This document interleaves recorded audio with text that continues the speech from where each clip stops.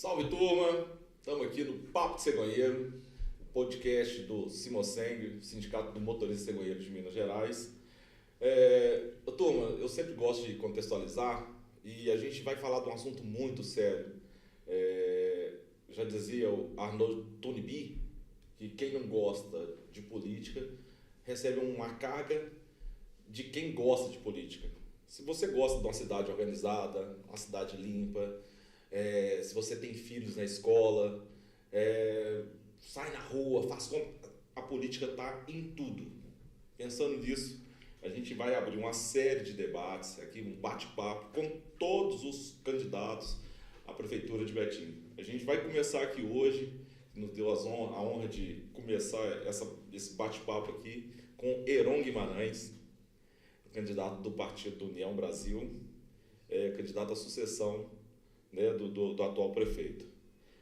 Gente, é tão sério isso, é tão importante isso, porque a gente quer transmitir para todo mundo. Você já sabe como é que funciona, né? Compartilha, comenta, entra lá e ajuda nós aqui no podcast, tá? Então a gente quer trazer para vocês aqui as atualizações e tudo que a gente vai fazer na política daqui de Betim. Betim é uma das maiores potências do Brasil. Nos últimos tempos, a política mundial, a política brasileira, ela teve uma transformação, eu acho que ela vem mantendo a transformação. E a gente fala muito de polarização, né? O que você acha, Heron, para a gente começar aqui, o que você acha da atual política mundial brasileira e a nossa política? Primeiramente, Tica, saudar aí a turma do Simoseng, sindicato aí dos motoristas de cegonha. Isso. Eu, como ex-diretor da SADA, acompanho de perto vocês. A SADA, que é a maior transportadora, né, de carros do Brasil, o Grupo SADA, né, maior transportador de carros do Brasil. E vocês, como sindicato dos motoristas que atendem a SADA, prazer estar aqui, prazer especialmente estar com você. Que bom. Falando de polarização, é ver o que está acontecendo em todos os cantos, né, do mundo. O atentado ao Trump, que acertou a orelha, mas poderia ter acertado outra parte e piorado as coisas. A gente vê na Argentina, a gente vê na Ucrânia com a Rússia, você vê a situação que teve no Brasil, né, entre Bolsonaro e Lula, e é uma coisa burra, né, porque a polarização ela só serve para dividir. Aqui em Betim acontece diferente. Nós fizemos uma ampla base de coalizão, nós temos um espectro político grande, que vai de partidos mais à esquerda para partidos mais à direita, e a gente entende que essa coalizão é o que funciona, porque um prefeito ou um eventual prefeito, ele precisa de uma base grande para poder conversar com o Estado, para poder conversar com a União, para conseguir arrecadar fundos, seja de um ente da federação, seja de outro, e a polarização para uma prefeitura em si só prejudica, não traz nada de benefício. É maravilhoso a sua fala, Heron, porque realmente tem muita gente que não entendeu isso, está apegado em ideologias, né, e a polarização ela estreita, ela diminui o diálogo. Eu percebi que vocês criou uma base muito grande. Pelo que eu vi, já tinha 16 partidos já nessa coalizão. É isso mesmo, 16 partidos? Nós vamos encerrar o processo agora, né? Estamos construindo uma base com 18 partidos. União Brasil lidera essa ampla coalizão justamente por ser um partido aberto. É um partido que se coloca nesse espectro político de centro-direita, mas que tem ministérios no governo Lula e tem secretarias no governo Zema. E Betim é uma cidade que hoje tem um orçamento de 2,2 bilhões, investe cerca de 600 milhões na educação, cerca de 800 milhões na saúde e tem uma folha pesada de quase 900 milhões. Então, se não for o apoio do Estado, não for o apoio da União, a nossa arrecadação já está toda comprometida com esses três tipos de despesa, com a folha, com a saúde e com a educação. Então, a gente tem que ter criatividade. O Vitória conseguiu fazer um governo, já chegando aí nos 7 anos, 7 meses de governo, um governo bastante criativo, um governo que trabalha com a iniciativa privada e que trabalha também com as outras esferas de poder, seja no Estado, seja na União. Ele já tinha conseguido uma ampla coalizão no ano de 2016, quando foi eleito pela primeira vez. Eu estava trabalhando como um dos articuladores da campanha. Repetiu isso em 2020 e a gente conseguiu replicar e aumentar o número de partidos agora para 2024. Heron, a gente já sabe alguma coisa de você, então vamos lá. Você trabalhou na SADA também, ou seja, você é de casa. Sim. Né? Me fala um pouquinho mais de você para a gente conhecer. Bom, meu sonho inicial era ser veterinário, por isso eu fiz um curso de técnica em agropecuária. Então eu sou técnico em agropecuária. Que maravilha! Adoro esse mundo, né, mais agrícola do que pecuário, né? Eu gosto mais do mundo agrícola, gosto muito de entender, né, o reflorestamento, entender a silvicultura, né, que é o manejo de florestas. Apaixonado por animais, né? Meu sonho era ser veterinário porque eu gostava muito de animais, mas a vida me mandou para outros caminhos, né? Fui trabalhar com comunicação, primeiramente com marketing, com publicidade, e depois me encontrei no jornalismo. Comecei a trabalhar num jornalismo comunitário, no bairro Jardim Teresópolis, né? Tinha um jornal na época que chamava Jornal Teresópolis, que pertencia ao antigo vereador Amaury Campos, também foi presidente da Câmara. Com alguns meses trabalhando no Jornal Teresópolis, recebi o convite para trabalhar no Jornal Tempo. Aí a história já conhece, porque foi nesse período, lá no ano de 96, 97, que eu conheci o Vitório. Né? O Vitório é o proprietário do Jornal Tempo, ele já era deputado federal, de segundo mandato, e ele me convidou para organizar a campanha dele de terceiro mandato. Foi aí que eu fui para o sul de Minas, para o norte de Minas, conheci as realidades de Minas Gerais através da campanha dele, e um projeto que já estava em curso, que era o projeto Carlalho Pedrosa, que também era encabeçado pelo Vitório Medioli, e em 2020 ele me convidou para poder organizar a campanha do Carlalho. Era uma campanha difícil, né? A ex-prefeita Maria do Carmo tinha 76% das intenções de voto, Carlalho só tinha 5% naquela época. Acabou que a gente chegou no dia 15 de novembro de 2000, virando o jogo e ganhando por 49-42. A história segue, eu assumo um cargo público, foi a primeira vez que eu assumo um cargo público, no ano de 2001, fiquei nesse cargo público de 2001 até 2002, saí, voltei para a iniciativa privada. Em 2004, o Carlalho me chama novamente para poder organizar a campanha dele, ele é reeleito e eu volto como secretário de comunicação. E aí, pela primeira vez, eu assumo um cargo de alto escalão no poder público. Fui secretário de comunicação dele entre os anos de 2005 e 2008. E nesse período, o secretário de comunicação é uma espécie de coringa do governo, né? Tinha que lidar com o sindicalismo, nós estamos aqui no sindicato, mas lá a gente tinha que lidar com a UNSP, com o Sindiúti, com o Sindiceb, com os sindicatos que representavam as categorias do funcionalismo público, tinha que lidar com os servidores, com os vereadores, também faziam parte de um processo de articulação política do governo, e tinha que lidar com os conflitos sociais da época. Nós tínhamos, na época, muitos conflitos, sobretudo de sem casa, né? Porque na gestão anterior, né, do prefeito anterior, nós tivemos um grande problema, né, de invasão na região do Bandeirinhas, que ficou conhecido como conflito de Bandeira Vermelha.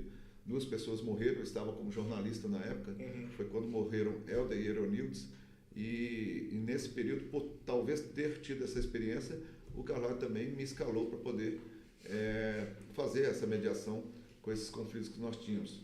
Tinha os conflitos dos sem casa, tinha os conflitos dos perueiros, na época que não eram legalizados, foi o Carlalho que legalizou, e muitos outros projetos que nasceram a partir daí.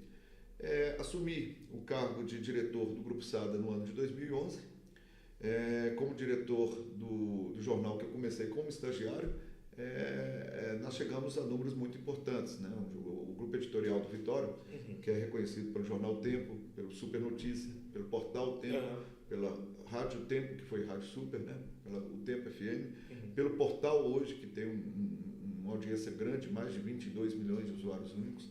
Tudo isso eu participei por muito tempo como diretor, acho que fui o diretor mais longevo desse grupo editorial.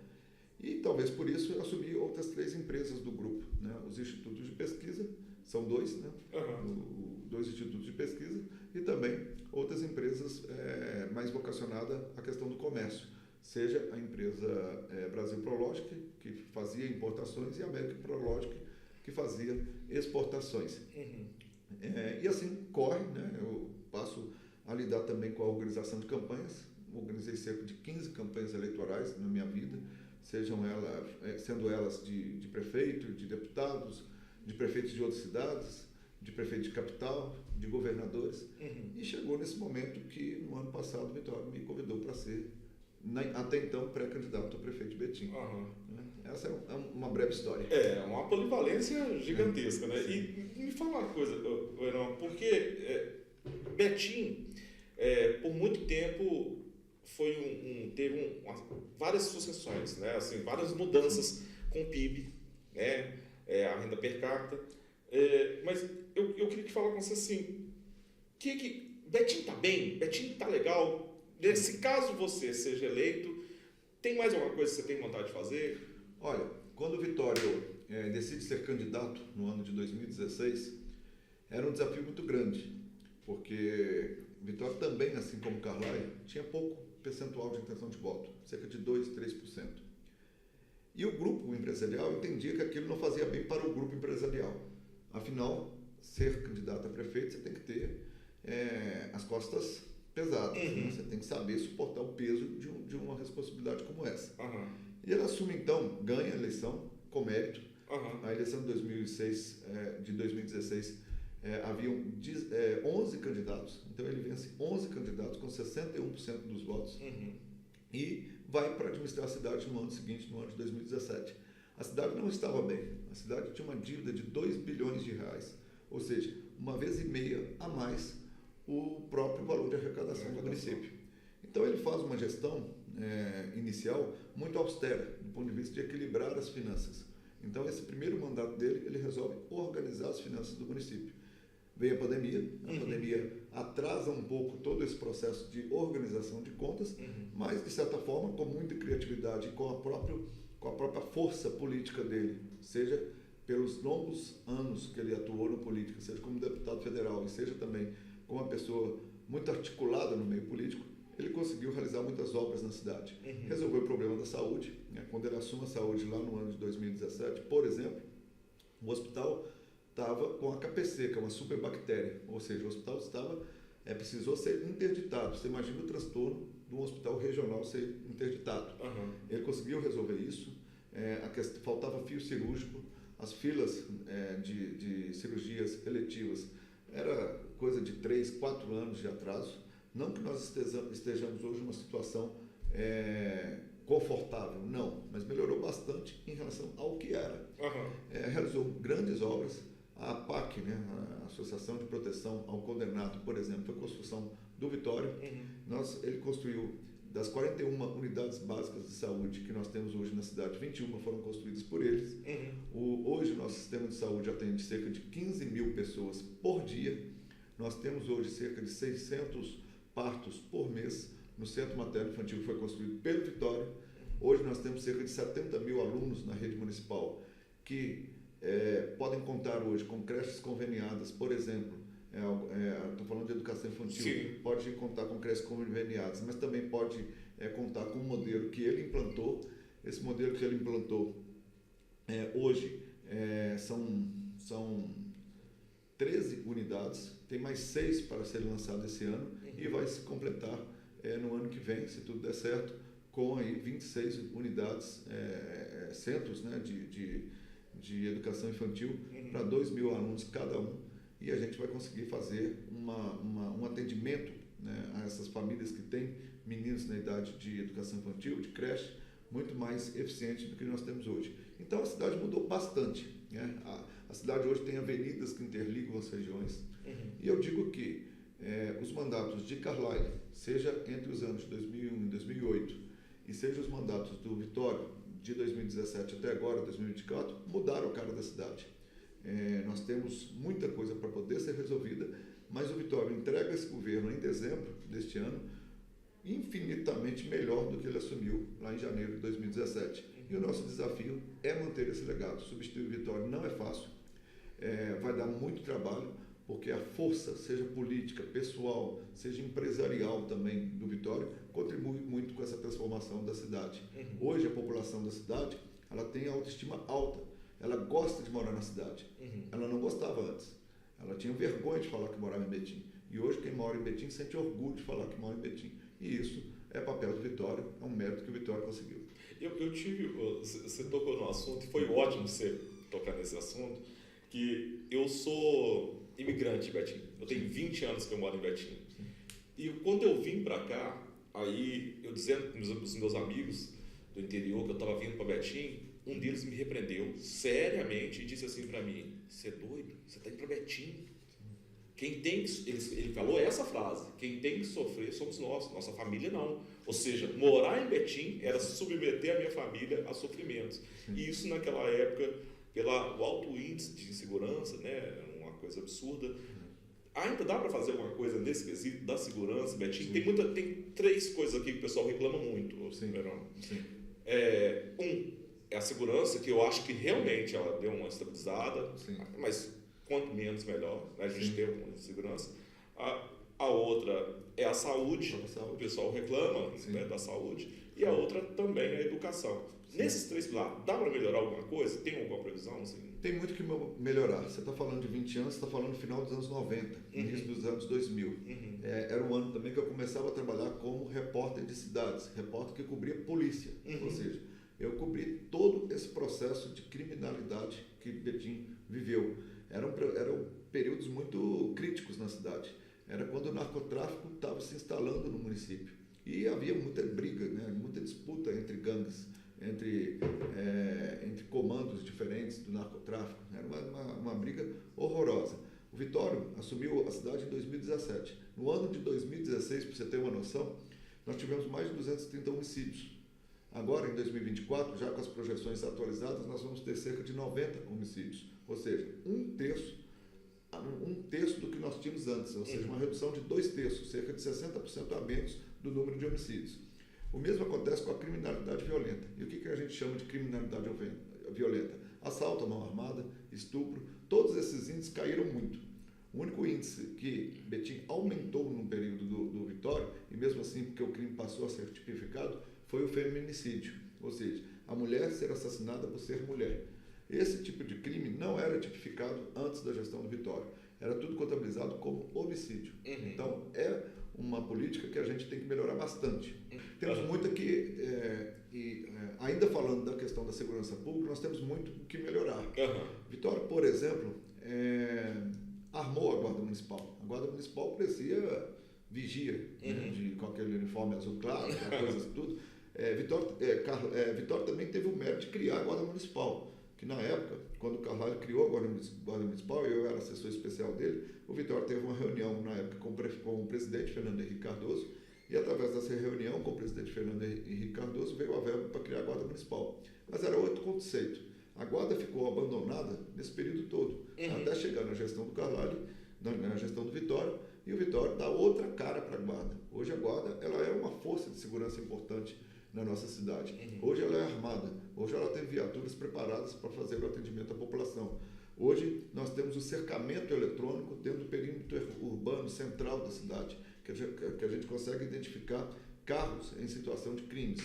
E lógico que tem que melhorar, nós temos que criar a sede da Guarda, nós temos que aumentar o cercamento eletrônico para outras regiões da cidade, nós temos que trabalhar políticas públicas para prevenir a questão da segurança. Mais importante do que agir, do que ter ações policialescas, é importante a gente trabalhar com a prevenção. E isso dá para trabalhar muito. No que tange à saúde também. Hoje, talvez o maior gargalo nosso seja na saúde. Mas aquilo que era considerado como o pior serviço da cidade por 70% da população, que era a saúde nos governos de Maria do Carmo e de Carvalho Pedrosa, hoje são considerados por 40%. Ou seja, nós avançamos muito. Temos muito que avançar. Ainda temos filas no hospital, por exemplo, porque os leitos que nós temos para urgência e emergência hoje estão sendo ocupados por doenças ou por situações de longa permanência.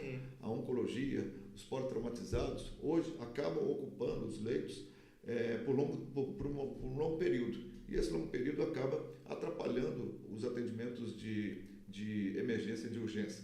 Bem por isso, nós já temos um edital publicado, aliás, nós já fizemos um edital, já foi publicado, já realizamos as licitações, já temos o dinheiro para fazer a ampliação do hospital regional. O hospital regional Mentaliza tem ele, à direita dele tem um estacionamento. Aquele estacionamento será usado para construir um prédio de 6 andares. No primeiro andar, nós vamos transferir o serviço de hemodiálise, né, a nefrologia. Hoje nós atendemos cerca de 500 pessoas que precisam de hemodiálise na cidade. Ainda temos uma demanda reprimida, que muitas vezes tem que ir para Belo Horizonte para ser atendido. Mas com essa ampliação nós vamos atender toda a demanda da hemodiálise nesse primeiro andar desse prédio. No segundo andar nós vamos construir o espaço para a oftalmologia e retomar os mutirões, seja de catarata, seja de glaucoma, nós também temos o terceiro andar que vai ser destinado para a oncologia. Esse tratamento de longa permanência, ele vai sair da sede do hospital atual e ir para esse prédio anexo. Nós temos também um espaço para pequenas cirurgias. Aquelas cirurgias que levam 1 dia, 2 dias de internação, será feito nesse local. Ele faz a cirurgia e o paciente é liberado ou no mesmo dia ou no dia seguinte. Também para evitar essa sobrecarga da unidade principal do hospital. E, por fim, nós vamos ter um espaço, talvez o 5º ou 6º andar, tem que relembrar aqui o projeto, que vai ser dedicado aos leitos de longa permanência, justamente para a gente minimizar o sofrimento de quem vai recorrer à urgência e emergência do hospital regional. E o estacionamento desse hospital será construído em frente, vocês lidam com o Cegonha, sabem como que são os edifícios garagem, e nós vamos construir um edifício garagem lá em frente, para também dar mais conforto de estacionamento para o usuário da saúde e também para os profissionais da área de saúde. Além do hospital, nós temos as UPAs, que serão construídas. A UPA Teresópolis, nós temos o edital e a licitação também pronta, com recursos assegurados, deve começar nesse semestre ainda, não termina em 2024, termina depois, mas inicia agora. E nós temos ainda a perspectiva de construção da UPA Guanabara, que tem que ser refeita. A UPA hoje tem uma estrutura muito precária, e certamente a região do PTB necessita de uma UPA, da reconstrução da UPA. E a gente entende também que a região sul do município, para atender as comunidades do Citrolândia e do Vianópolis, também precisa de uma unidade de pronto atendimento voltada para elas. Então tem muito que se fazer, tem muito que atuar também na situação da saúde mental, para a gente melhorar. Vitória fez muito, Vitória fez quase o impossível diante da situação financeira que o município se encontrava. Mas o que a gente tem que fazer está muito mapeado e todos os projetos que foram definidos por Vitória serão continuados no eventual governo. E na educação? Porque o pessoal reclama muito dessa terceirização. Como é que isso vai ficar? Você tem algum projeto para isso? Falar de terceirização na educação não é correto. O que nós temos é serviços terceirizados. Ninguém em Betim paga pela educação básica. Estou falando da população em geral. Quem quer ir para o colégio particular vai. Mas terceirizar a educação seria isso, colocar isso para entidades privadas. Entendi. Não é bem isso. O que a gente faz é fazer uma divisão no RH da prefeitura. Nós temos concurso vigente, já fizemos o chamamento de mais de 900 profissionais desse concurso vigente, 600 e poucos compareceram, ainda temos alguns para poder chamar e vamos fazer isso até dezembro, certamente. E para completar isso que falta, a gente tem que fazer processos ou chamamentos públicos que tragam para dentro da educação ou completam o quadro da educação com os servidores que não são efetivos. Mas certamente está no nosso radar recompor os quadros da educação com novos concursos públicos. Assim como eu, quando assumi a Secretaria de Saúde, entre os meses de janeiro e abril deste ano, convoquei um concurso público que vai ser realizado agora em agosto e vai abrir 1.341 vagas para a área de saúde. Também vamos fazer isso na educação. Então você me diz então que se existe uma deficiência é na mão de obra, tanto na saúde quanto na educação. Sim. Existe essa deficiência. A gente atua, também existem situações no próprio setor público que não dá para contar 100% com funcionalismo efetivo. Existem situações que a gente precisa reforçar. Médico, por exemplo, hoje, é comum você fazer concurso para médico e não ter ocupação de médico. O médico hoje está se formando para trabalhar com estética, não está querendo trabalhar com criança. Você não acha mais pediatra, você não acha mais ortopedia como achava antigamente. Então, isso acaba que nos força a também procurar outras alternativas de contratação. Senão, a população vai sofrer mais do que ela já sofre. Entendi. Eu acho que, assim, mudando um pouquinho aqui, a gente se tomar uma água aí. Betim, eu acho que teve algumas mudanças. Vamos lá, saiu do Arraial, como é que era o nome? Arraial do Capela Nova. Arraial do Capela Nova. Sim. E aí veio depois passou para Betim, veio a indústria, que aí Betim fez assim. Sim. E aí Betim foi crescendo, né? Sim. É inegável o serviço do atual prefeito, né? Que realmente deu uma cara boa para a cidade e para a gente que é apaixonado. Eu, hoje, depois de 20 anos, sou apaixonado com Betim, minha família toda não se vê morando em outro lugar. A gente, sabe? Quer continuar aqui. Como diz a novela atual, a gente fincou nosso facão aqui em Betim. Exatamente. A gente quer continuar aqui.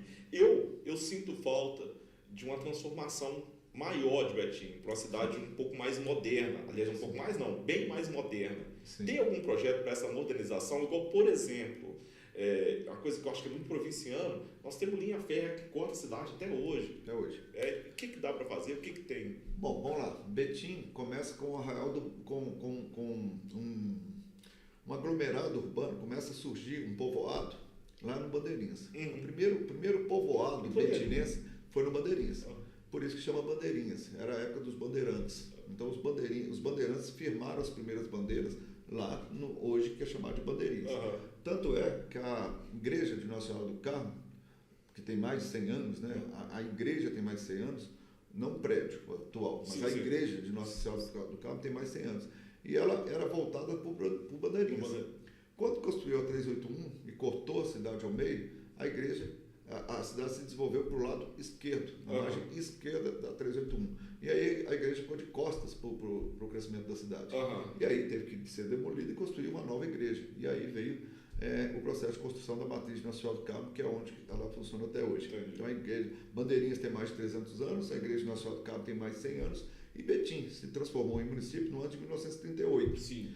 Era Capela Nova, que pertencia a Santa Quitéria, que hoje é Esmeraldas, e que pertencia a Sabará. Então houve o processo histórico, saiu de Sabará, Esmeraldas se emancipou de Santa Quitéria, se emancipou de Sabará, virou Esmeraldas, depois Betim, que era Capela Nova, se emancipou de Esmeraldas e se transformou em município em 1938. O desenvolvimento da cidade acontece mesmo com a primeira indústria que foi instalada na cidade, que foi a cerâmica Safrã. Isso não era a Regap? Não, a Safrã bem antes. Mas não foi uma transformação tão significativa. Aí sim, lá no ano de 1968, nós temos a grande mudança da cidade, que é a chegada da refinaria Gabriel Passos. Aí começa o povoamento mais de periferia. Né? No final dos anos 60, início dos anos 70, começa a povoar Teresópolis, a região do PTB, a região do Alterosas. E entre 74 e 76 chega a Fiat. Aí chega a indústria automobilística e ocorre toda essa transformação que a cidade viveu. Um crescimento que foi grande, que colocou a cidade entre os maiores PIBs do país, porém foi muito desorganizado. Foi uma ocupação totalmente desorganizada. Isso causou, sim, progresso, mas causou também todos os problemas que a gente enfrenta hoje. Estamos agora, né, dentro dos próximos 2 anos, o que eu chamo de terceiro ciclo de desenvolvimento da cidade, que é a inauguração do aeroporto. O aeroporto está em plena construção e dentro de 2, 3 anos no máximo vai estar inaugurado o aeroporto. E o que significa esse aeroporto? Esse aeroporto significa a oportunidade da gente desenvolver com sustentabilidade. Porque o Vitória fez uma coisa muito importante. A nossa indústria está baseada na indústria suja, do motor a combustão.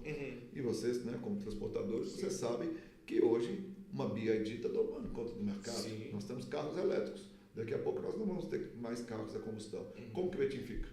Então a gente tem que trabalhar, tem que atuar, e isso o Vitória começou a fazer, a mudar a rota, né? A mudar a nova forma de fazer a economia da cidade. E essa nova forma, ela passa sobretudo pela logística. Então a logística vai ser o grande ponto de transformação da nossa cidade. Nós temos hoje o Mercado Livre, nós temos a Amazon. E com o advento do aeroporto, e não só do aeroporto, mas tudo que vai acontecer no entorno do aeroporto, nós vamos ter condição de modernizar bastante a cidade. Investindo nesta indústria mais verde, investindo na indústria do turismo, no turismo de negócios, do turismo religioso, que nós podemos ser muito fortes nisso, e trabalhando também na economia criativa, desenvolvendo as MEIs, né, os microempreendedores, e criando aí laboratórios e possibilidades para que essa juventude altamente conectada possa desenvolver e fazer dos seus projetos grandes projetos e geração de empregos e também de oportunidades e de riqueza. É bom ouvir essa parte que você está dizendo, porque Betim tem uma dicotomia que tem uma renda per capita alta, um PIB alto e uma per capita baixa. Então, tudo isso que você está dizendo, eu até lembro de uma fala do atual prefeito sobre uma exploração mais turística também na cidade. Então, quer dizer que existe já um trabalho pensado nessa situação, até para melhorar a renda e claro, consecutivamente melhorar a vida do betinho. Existem dois eixos importantes que a gente pode trabalhar turismo. Turismo não é só praia, turismo não é só igreja, turismo não é só a parte histórica, não é só a Europa, não é só Ouro Preto. Turismo pode ser de diversos modais, né? Diversos modelos. Um exemplo claro do que a gente pode conseguir para a nossa cidade, nós somos uma cidade majoritariamente automobilística. Sim. Nós temos aqui, por exemplo, em Belo Horizonte, que vai acontecer nos próximos meses, a Stock Car. Sim. A Salta transporta os carros da Stock Car. Você imagina que, para poder fazer a Stock Car em Belo Horizonte, foi preciso cortar árvores no redor do Mineirão, foi preciso ter um conflito lá entre os organizadores e a própria UFMG, porque o barulho do carro, segundo a UFMG, vai atrapalhar a universidade, os alunos, vai atrapalhar também outras situações, né, de vida lá da própria população da região do Pampulha, e sendo que aqui em Betim, com a via Icaivera que está sendo construída pelo Vitória, nós vamos ter ali um espaço enorme. E os incentivadores desse automobilismo estão loucos para ter um local para construir um autódromo, por exemplo. Nós vamos ofertar isso, nós inclusive já estamos conversando com esses organizadores para trazer isso para cá. É um sonho nosso, dá para a gente viabilizar. Você imagina o que isso transforma a indústria hoteleira da nossa cidade, o que traz de oportunidades ainda associada a uma questão do aeroporto. E não é só isso. O turismo religioso na nossa cidade pode ser muito grande. Nós já temos o Rebanhão do Senhor, nós já temos as festas evangélicas que atraem muitas pessoas aqui para a nossa cidade. E, a depender de nosso projeto, nós vamos ter um circuito altamente turístico, que é a transformação da matriz de Nossa Senhora do Carmo em santuário de Nossa Senhora do Carmo. Já conversando com o Dom Valmor, já conversando com o Padre Hélio aqui da matriz de Nossa Senhora do Carmo, eles já conseguiram, por parte da igreja, de transformar essa matriz em santuário. E esse santuário, ele vai ser a matriz vai ser transformada em santuário no dia 16 de julho de 2025. Então já temos isso assegurado pelo próprio Dom Valmor, arcebispo metropolitano de Belo Horizonte. Ao fazer isso, a gente entende uma bela perspectiva de turismo também, seja de religioso, seja de negócio. Porque das condições para uma matriz se transformar em santuário é a condição de termos um caminho peregrino. Então, a gente imagina, por exemplo, que esse caminho peregrino, que não precisa ser de tristeza, pode ser de alegria, aconteça da Igreja Nossa Senhora do Carmo até a ermida, que foi construída pelo Vitória, ali na Praça Milton Campos. E nós, conversando com o padre, nós vamos ter a condição de fazer ali o caminho das 7 alegrias de Maria. Para a população católica, isso é muito importante. E para a população, de modo geral, isso desenvolve turismo, desenvolve comércio, desenvolve entretenimento e uma economia fantástica, porque nós vamos ter, de um lado, um automobilismo, do outro, um turismo religioso, também associados às festas religiosas do cristão evangélico, que nós temos muitas festas das águas, todas as outras festas, né, que as grandes igrejas realizam aqui, numa perspectiva muito boa, que é a construção da nossa arena. Betim, futebol, né? Nós estamos hoje numa quinta-feira, e ontem foi quarta, foi o dia que Betim subiu para a elite do futebol brasileiro. E nós estávamos lá. Nós estávamos lá, o futebol mineiro vai disputar o que eu chamo de primeira divisão, mas o que a federação chama de Série A, né, do futebol mineiro. Sim. Nós precisamos de uma arena. Chegou-se até a se cogitar de fazer uma parceria com o Cruzeiro, uns 2, 3 anos atrás, quando o Cruzeiro estava vivendo aquela crise horrorosa, mas nós chegamos à conclusão, e com o entendimento do próprio Vitória e com empresários locais, nós vamos construir uma arena de 10 a 12 mil locais ali na região norte, já indo para a região Alterosa, e que nós vamos ter condição de não ofertar simplesmente uma praça esportiva tão importante como essa, mas também locais para desenvolver festas, eventos de entretenimento, eventos religiosos, e fomentar também o comércio e o turismo da cidade. E na Vaz das Flores? Na Vaz das Flores? Eu lembro que o Vitória uma vez... Vaz das Flores dá para a gente fazer alguma coisa, mas lá é um balneário, não é um balneário.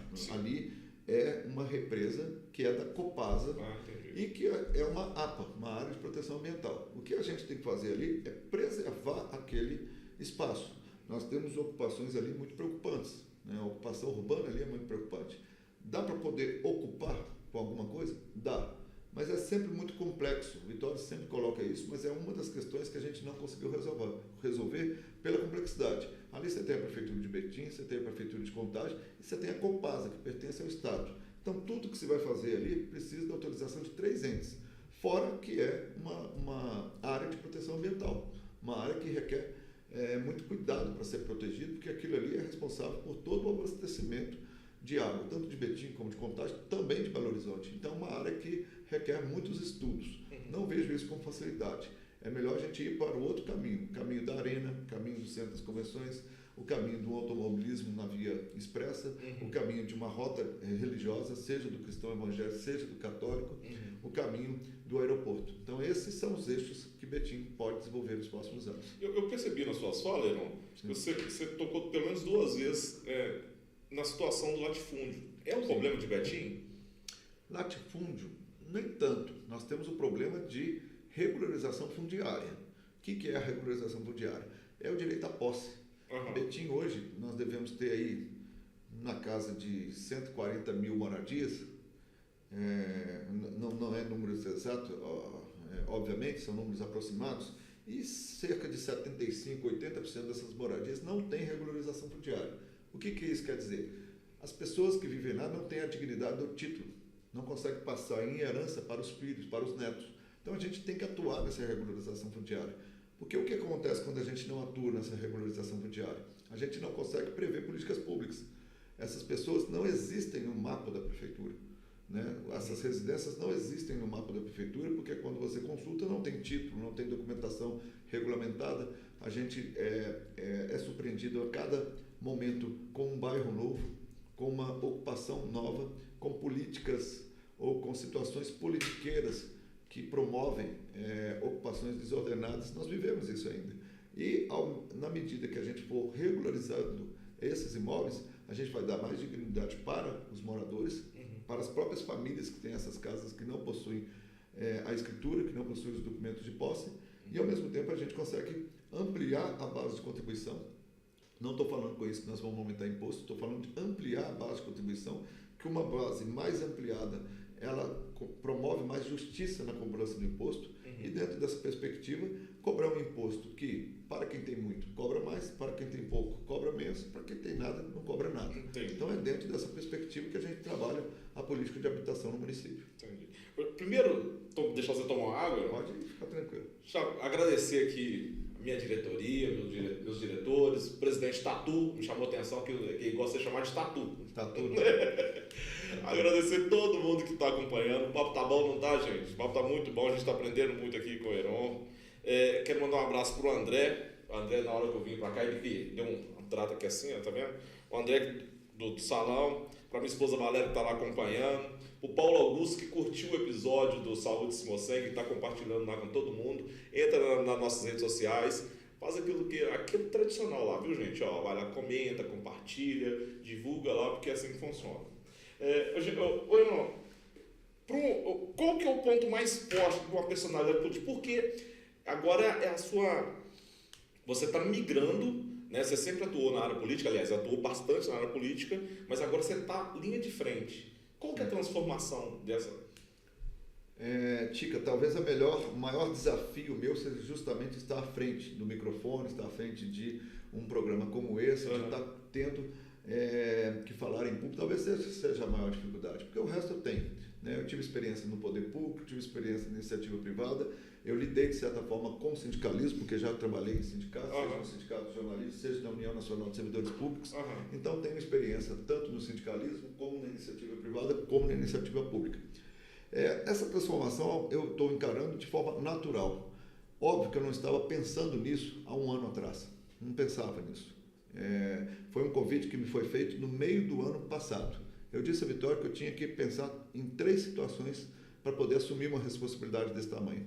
Primeiro, é saber que a gente precisa de estabilidade. E aí eu não estou falando simplesmente de estabilidade financeira, que isso, graças a Deus, eu consegui nos 28 anos que eu trabalhei, seja para o Grupo Estado, seja nas outras formas de emprego que eu tive. Mas eu estou falando da estabilidade emocional, da estabilidade espiritual e na estabilidade familiar. O primeiro eleitor que você tem que ter é a sua esposa. é as suas filhas. Eu tenho duas filhas, uma de 22 e outra de 19 anos. Se eu não tiver o apoio delas, eu não podia sair. Então foi lá dentro, com esse meu pequeno núcleo familiar, que nós tomamos uma decisão conjunta. Então essa é uma decisão conjunta, que envolve a família. A família tem que estar por dentro, respeitando a individualidade de cada membro dessa família.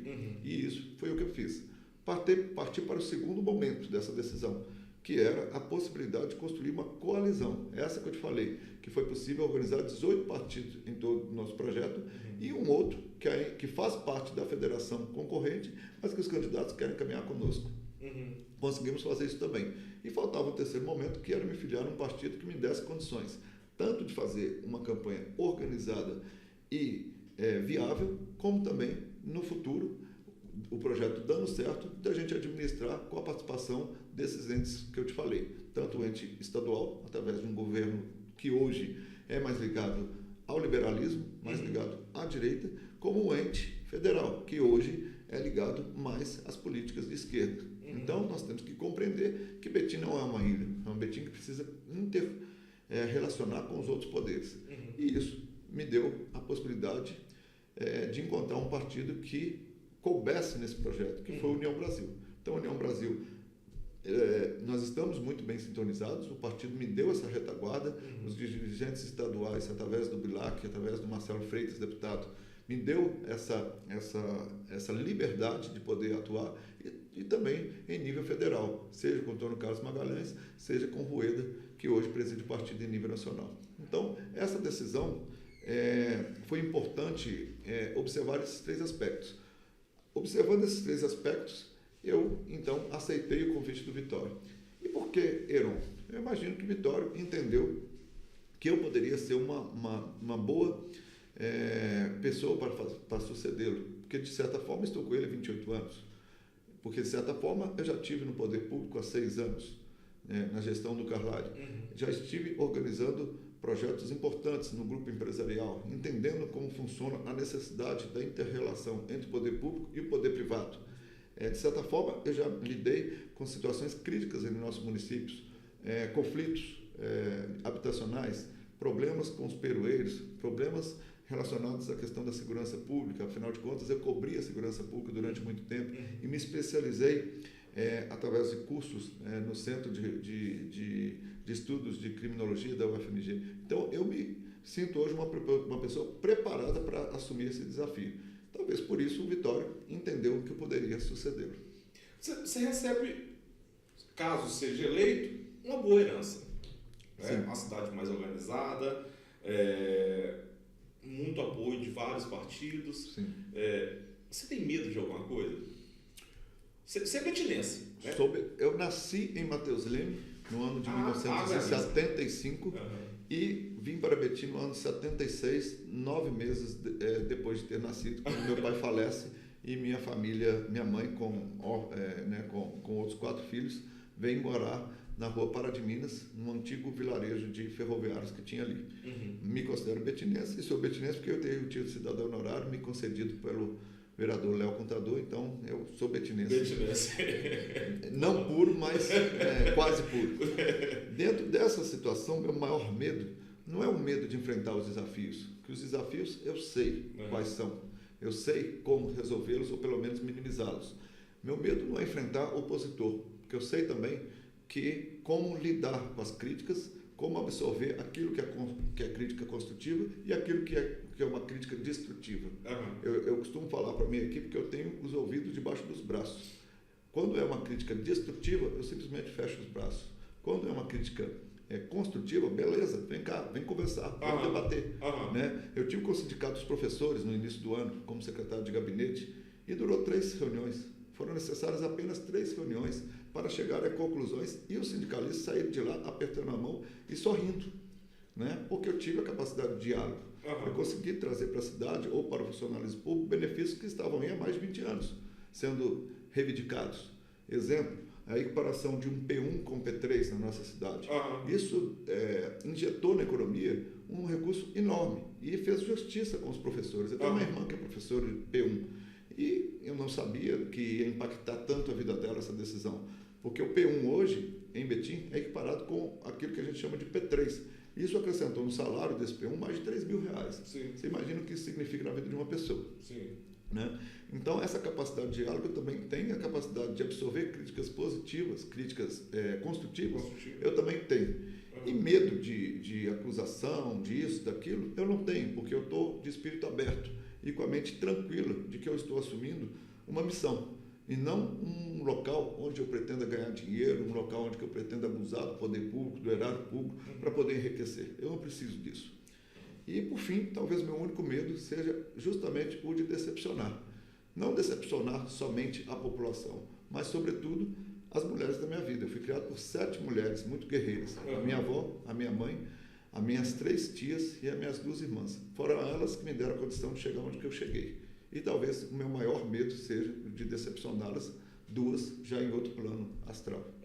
Heron, eu adorei te ouvir isso aí, cara, porque se tem uma coisa que eu acho que corrói o homem, é você ter que baixar a cabeça para outra pessoa. Sim. E se é uma pessoa que já tem, né, já tem essas mulheres na sua vida que você seguiu ali, eu acho que vai dar certo. Eu quero te agradecer demais por essa tarde, por essa gentileza de ter atendido nós. Tem um ditado que fala assim, ó, farinha pouca, meu pirão primeiro. Não é, eu quero dar uma mudada. Quando aumentar a farinha, a gente tem um projeto aqui no sindicato, que é fazer uma escola integral para nossas crianças dos motoristas. Sim. E a gente precisa do apoio da prefeitura. E depois a gente quer te receber aqui, caso você seja eleito, para a gente poder conversar mais. Chico, eu estive hoje com as centrais sindicais. Uhum. E eles me deram 3 sugestões para o plano de governo.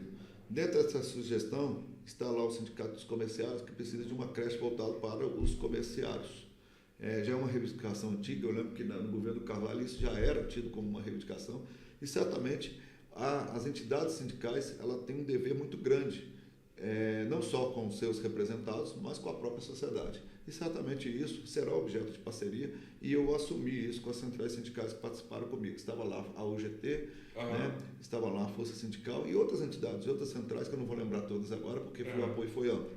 E certamente os sindicatos, sobretudo o Simoseng, vai estar entre aqueles que vão ser entre aqueles que vão ser grandes parceiros de nossa eventual gestão. Que bom. Né? Caso vença, Heron, você promete que você volta aqui para a gente bater um papo, tomar um café? A hora que você quiser. Eu sou uma pessoa de comunicação, estou apaixonado com esse formato de podcast, porque isso democratiza a informação. Sim. Nós temos hoje as redes sociais para o bem e para o mal, e projetos como esse aqui são para o bem. E tudo aquilo que for para o bem, a gente faz muita questão de participar. Gente, vocês viram aqui, acho que o papo foi muito bom ter te conhecido. Agora a gente vai seguir nesse bate-papo com os outros candidatos, dá uma vez para eles falar também. Claro. Vocês conheceram muito aqui do Heron, né, do Heron Guimarães, que é o candidato do União Brasil, é o candidato à sucessão do atual prefeito Vitório Medioli. E o que resta para a gente é torcer para que dê tudo certo para você aí e a gente encontrar numa próxima. Obrigado, Tica. Obrigado aí à turma do Simoseng. Ao Tatu.